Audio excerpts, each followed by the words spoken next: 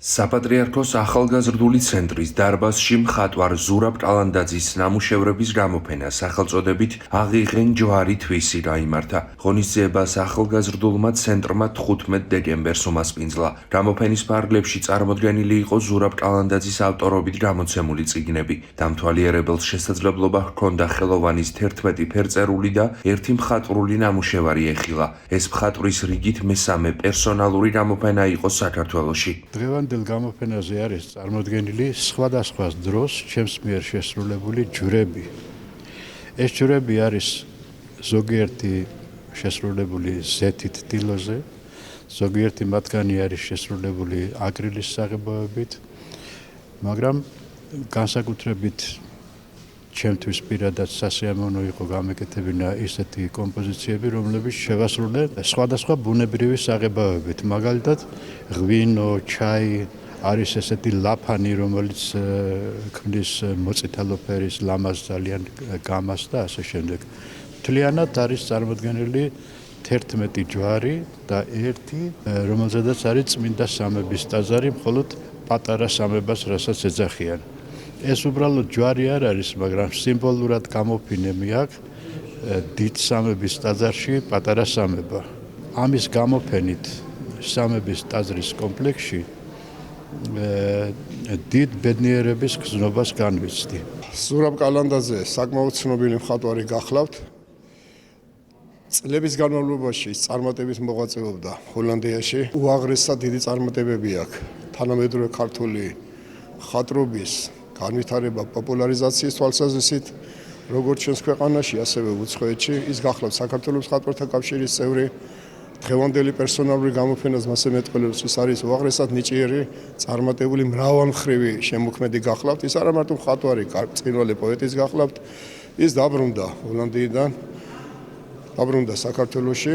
ფიქრობ, რომ ის ძალიან წარმატებით გააგრძელებს თავის შემოქმედების მოღვაწეობას საქართველოში და კიდევ მეტი შემოქმედებითი დავტვირთვით წარმატებებით გაამდიდრებს ჩვენ თანამედროვე ქართულ ხელოვნებას. მე მას წარმატებას უსურვებ, ულოცავ დღევანდელ პერსონალურ გამოფენას და შემდგომი შემოქმედებითი წარმატებებით გაეხარებინოს თანამედროვე ქართული ხელოვნების მოყვარულები. ზურაბ კალანდაძე 1953 წელს თბილისში დაიბადა. 1994 წლიდან ცხოვრობს და მოღვაწეობს ჰოლანდიაში. მისი საქმიანობის სფერო მოიცავს მხატვრობას, პოეზიას, ლიტერატურის კვლევასა და სარედაქციო საგამომცემლო საქმიანობას. ზურაბ კალანდაძე გახლავთ საქართველოსა და ჰოლანდიის პროფესიონალ მხატვართა კავშირების, ჰოლანდიის ხელოვანთა ფედერაციის და იუნესკოს პარტნიორ, ხელოვანთა საერთაშორისო ასოციაციის წევრი.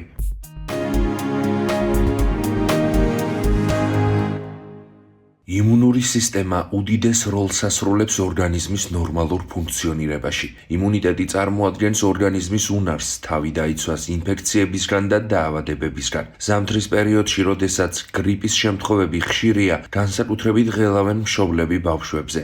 ამ დროს იმუნური სისტემის გასაძლიერებლად ადამიანები არაერთ მეთოდს მიმართავენ. რა ფაქტორები ახდენს გავლენას იმუნიტეტზე და როგორ ხდება მისი გაძლიერება? ამ საკითხზე გვესაუბრება თბილისის სახელმწიფო სამედიცინო უნივერსიტეტის პროფესორი, პედიატრი, ნუტრიციოლოგი ნინო თოთაძე. ბავშვების ჯანმრთელობა ერთ-ერთი მნიშვნელოვანი საკითხია და ყოველთვის განსაკუთრებულად ზამთრის პერიოდში აქტუალური ხდება, რა თქმა უნდა, მათი იმუნური სისტემა, მისი მდგრადობა, მისი განვითარება და ასე შემდგომ. ხშირად აღნიშნავენ, რომ თქვათ იმუნიტეტი მნიშვნელოვნად სწორად ვითარდება, მყარი იმუნიტეტი, დადებითი იმუნიტეტი, რომელიც ხშირად გვესმის ხოლმე მშობლებისგან და ასევე რომელსაც დაქვეითებული იმუნური სისტემა აქვს ბავშვებს. როცა შედარებას ვამბობთ, რა თქმა უნდა, ამ შემთხვევაში ავადობა შესაძლებელია იყოს ორივე შემთხვევაში, თუმცა რა თქმა უნდა, როდესაც იმუნური სისტემა დადებითად ვითარდება, შესაბამისად ამ შემთხვევაში ავადობის რიცხვიც შემცირებულია და ასევე გართულებები ავადობის დროს. საყურადღებო ხდება მთელი რიგი ის აუცილებელი ყოველდღიური დაცვის მნიშვნელოვანი ეტაპები, როგორიც არის პირველი და ერთ-ერთი მნიშვნელოვანი საფუძველი. ეს არის ჯანსაღი კვება, მოწესრიგებული ძილის რიტმი, ასევე მნიშვნელოვანია ფიზიკური აქტივობა, მნიშვნელოვანია ნაწლავური ფლორის მოწესრიგება და ასევე ვაქცინაცია. იმუნური სისტემის დაქვეითების ერთ-ერთი მნიშვნელოვანი ფაქტორი არის ჭარბი შაქარის მიღება. არის გარკვეული პროდუქტები, რომელსაც ხშირად მიმართავს მოსახლეობა, ეგრეთ წოდებული როგორც ანტიოქსიდანტი პროდუქტები, როგორიც არის ვთქვათ კომბინაციაში თაფლი, კურკუმა, თბილი რძე და ასე შემდგომ.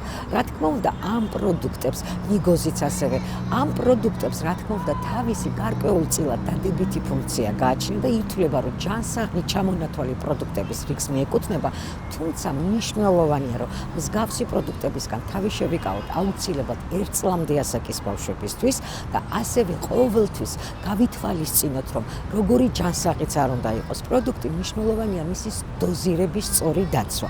ამიტომ მსგავსი რეკომენდაციების დროს აუცილებელია, რა თქმა უნდა, კითხვა დაუსვათ პედიატრს. ნინო თოთაძემ ვირუსულ ინფექციებთან დაკავშირებულ საკითხებზეც ისაუბრა. მან გართულებების თავიდან ასაცილებლად მშობლებისთვის გარკვეული რეკომენდაციაც დასცა.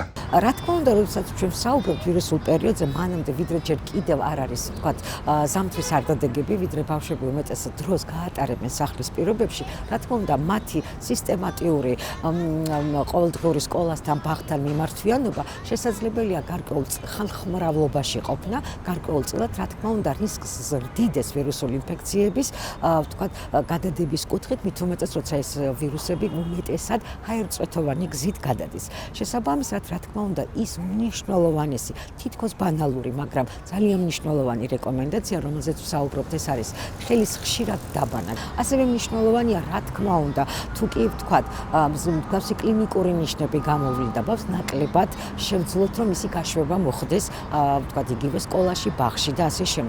სასურველია, რა თქმა უნდა, ბავშვებს ჰქონდეთ სწორი წესები დასწავლი, თქვათ, როგორ მოიქცენ იგივე დაცემილების დროს, ხველების დროს. ძალიან მნიშვნელოვანია, მიუხედავად იმისა, რომ ზამთრის პერიოდია, სისტემატურად მოხდეს ჰაერის განიავება, ოთახში სველი წესით დამუშავება. თუ კი ჩვენ რაიმე კლინიკურ ნიშანს ვატყობ, ბუნებრივია, რეკომენდებულია, რომ მოხდეს პირბადის გამოყენება.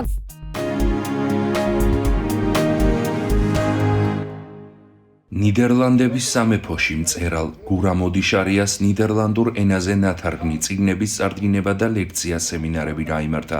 საერთაშორისო პროექტის ორგანიზატორები ფონდ დიასპორას სამყაროს დამფუძნებელი ლალი ბუთბაია და თარგმნელი არჩილ ჯავახაძე არიან. პირველი შეხვედრა ლეიდენის უნივერსიტეტის ქართული ენის შემსწავლელი ფაკულტეტის სტუდენტებთან და პროფესურასთან გაიმართა. აღსანიშნავია, რომ გურამ ოდიშარიას ნაწარმოებები 30 ენაზეა ნათარგმნი, მათ შორის 3 რომანი ნიდერლანდურ ენაზე არჩილ ჯავახაძემ თარგმნა. ქართველი მწერალი ჰოლანდიელ მკითხველებს შეხვდა. გარდა ამისა, გურამ ოდიშარია ანტვერპენის წმინდა ნინოს სახელობის ეკლესიასთან არსებულ ლიტერატურულ თეატრ ჩვენ დავბრუნდებით დამფუძნებლის მანანა ხორბალაძის თანადგომით ბელგიაში მცხოვრებ ემიგრანტებსაც შეხვდა. მწერალმა თავის ნაწარმოებებზე ქალაქ ჰააგაში მდებარე რესტორან სოხუმში შეკრებილ ემიგრანტებთანაც ისაუბრა. ჩვენ ყველანი ვეძებთ ფორმულას აფხაზების და ჩვენ. ეს არის ჩვენი ურთიერთობის, ჩვენი გადარჩენის, ეს არის ხსნის ფორმულა, მშვიდობის ფორმულა. მარტო ჩვენ ვერ მოვძებნით. ვერც აფხაზები, ვერც ქართველები ამას ვერ გააკეთებენ. მხოლოდ ერთად მოვძებნით და უნდა ვეძებოთ გულდაგულ, პატივცემით, სიბრძნით და სიყვარულით.